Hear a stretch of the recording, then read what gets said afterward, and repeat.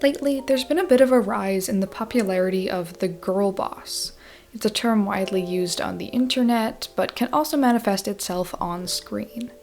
But first of all, what does girlboss even mean? Technically, the original meaning of the term is without any negative implications. Simply a woman, or I guess girl, who is successful, empowered, typically proud of her femininity. But today, that's not all the girlboss is.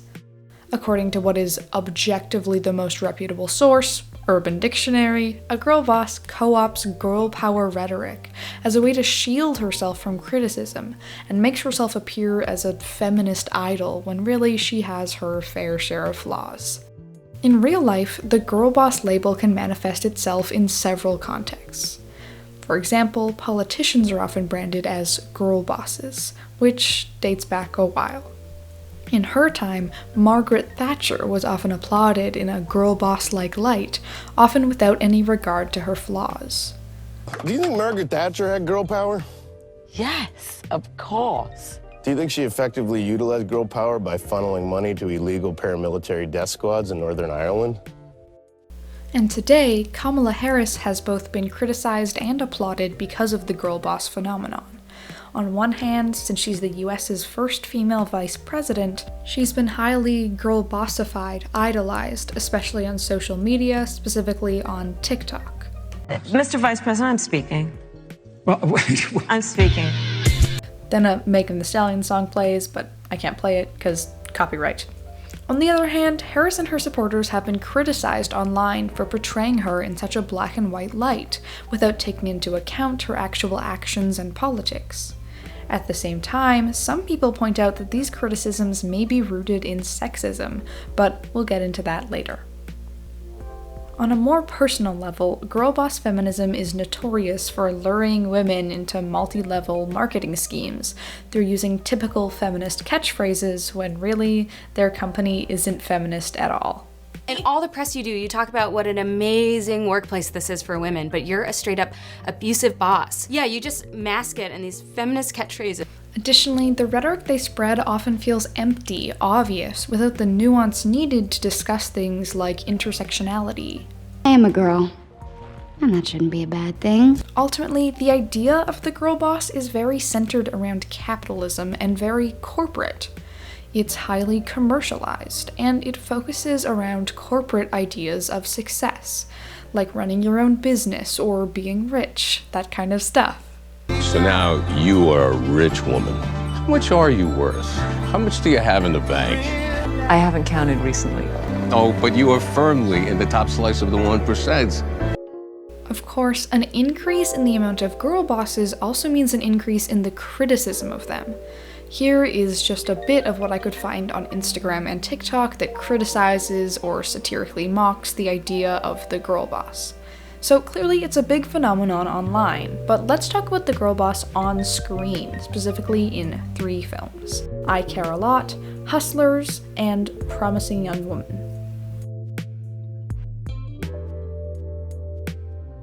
So if you haven't seen I Care a Lot, here's a spoiler-free summary. It is about a crooked legal guardian, Marla, who scams the elderly by draining their savings. There are essentially 2 ways to read this film when it comes to its approach to feminism.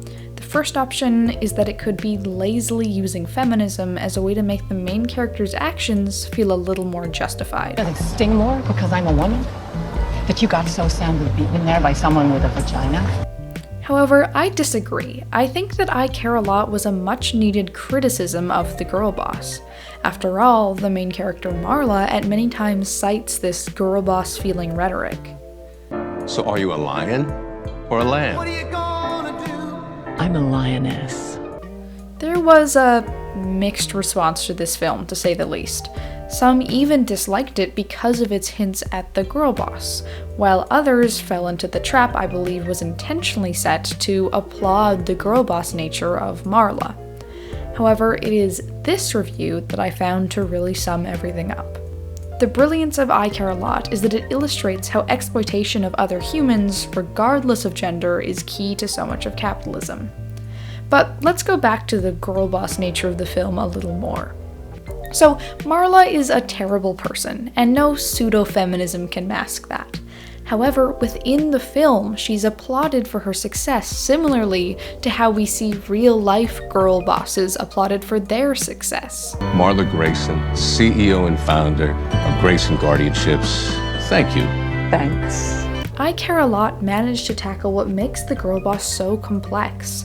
The hatred for her is rooted both in reality due to her many flaws, but also in misogyny. Ultimately, in I Care a Lot, the character who hates Marla most seems to be misogynistic. I hope you get and I hope you get murdered and I hope you get killed! Yet simultaneously, he's right to hate her because she's manipulative and cruel.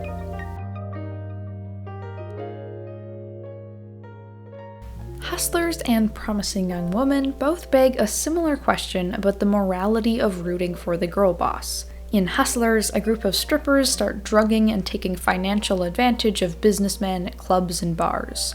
In Promising Young Woman, main character Cassie pretends to be drunk, waits for men to try and take advantage of her, and essentially scolds them for it, but her actions escalate from there. Both these films, intentionally or not, push the line of how far we'll support the girl boss.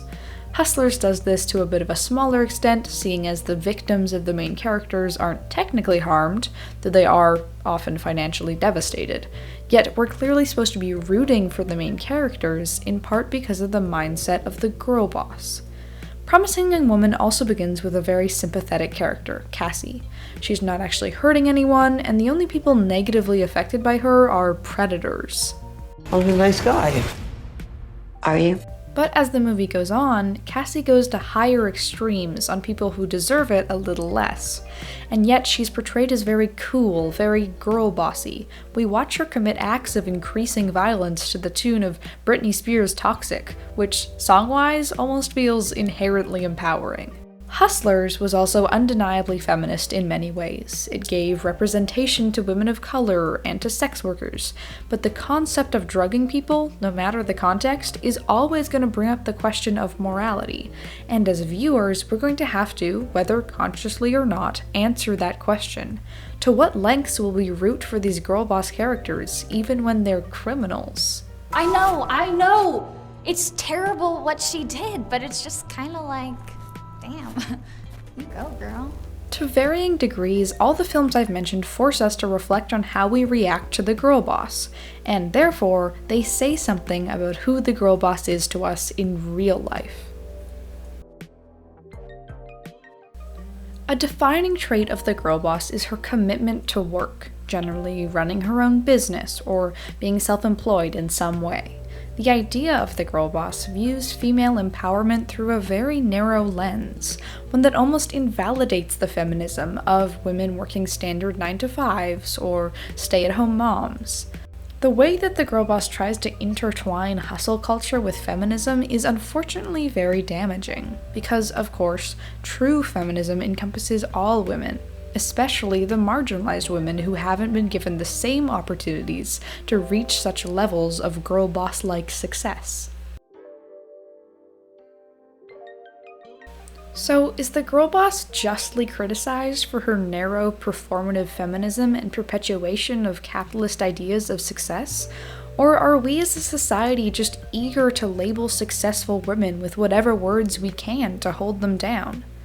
I hate those weird motivational girl boss posts just as much as the next person, but realistically, some of our desire to pass off those posts and those people as cringy likely stems from a deeper desire to restrict women from making it into positions of power. Girl boss can very easily be used as a demeaning term. That said, while needlessly accusing successful women of being a girl boss may be harmful, there are definitely some instances in which the girl boss needs to be criticized. And though these ideas seem to contradict each other, I think as a society we both have the instinct to criticize and write off the achievements of women, and simultaneously over-idolize women like Margaret Thatcher or Kamala Harris, because we view them as these perfect feminist girl bosses. And in the end, both of these mindsets are ones to be avoided.